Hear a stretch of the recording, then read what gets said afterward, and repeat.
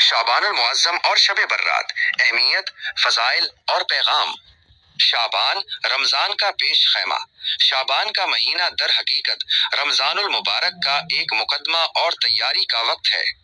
نبی کریم صلی اللہ علیہ وسلم اس مہینے میں بکثرت روزے رکھتے تھے اور رمضان کے چاند کا صحیح اندازہ لگانے کے لیے شعبان کی تاریخوں کا خاص اہتمام فرماتے تھے۔ یہ مہینہ ہمیں غفلت سے نکال کر عبادت کی طرف مائل کرنے کے لیے آتا ہے تاکہ ہم رمضان کی برکات سمیٹنے کے لیے تیار ہو سکیں۔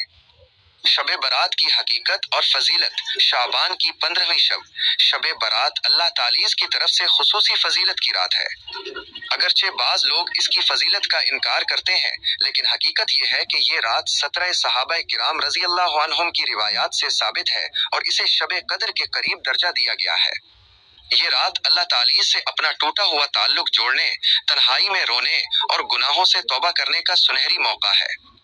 رسومات اور بدعات سے پرہیز۔ افسوس کہ شیطان مومنوں کو اس فضیلت سے محروم کرنے کے لیے فضول رسومات میں الجھا دیتا ہے۔ شب برات میں پٹاخے چھوڑنا، چراغاں کرنا یا آتش بازی کرنا ناجائز اور غیر مسلموں کی مشابہت ہے جس کا قرآن و حدیث سے کوئی تعلق نہیں۔ اسی طرح حلوے کو لازم سمجھنا بھی ایک غلط تصور ہے۔ یہ رات اجتماعات، جلسوں، قوالیوں یا مسجدوں میں کھانے پکانے کی نہیں ہے، بلکہ یہ وقت بندہ اور اس کے رب کے درمیان تنہائی کا ہے۔ عبادت کا مسنون طریقہ۔ اس رات کی بہترین عبادت یہ ہے کہ آدمی تنہائی میں زیادہ سے زیادہ نفل نماز پڑھے۔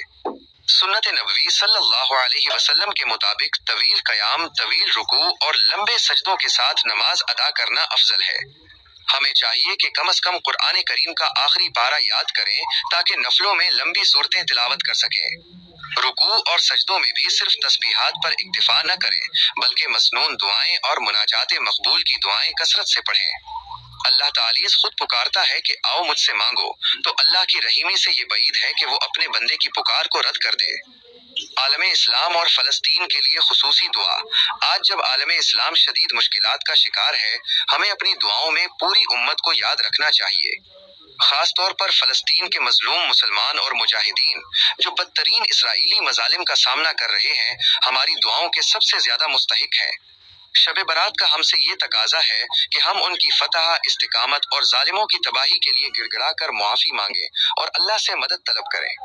اللہ تعالیٰ ہمیں شعبان کا حق ادا کرنے، اس رات کی برکات سمیٹنے اور بخیریت رمضان تک پہنچنے کی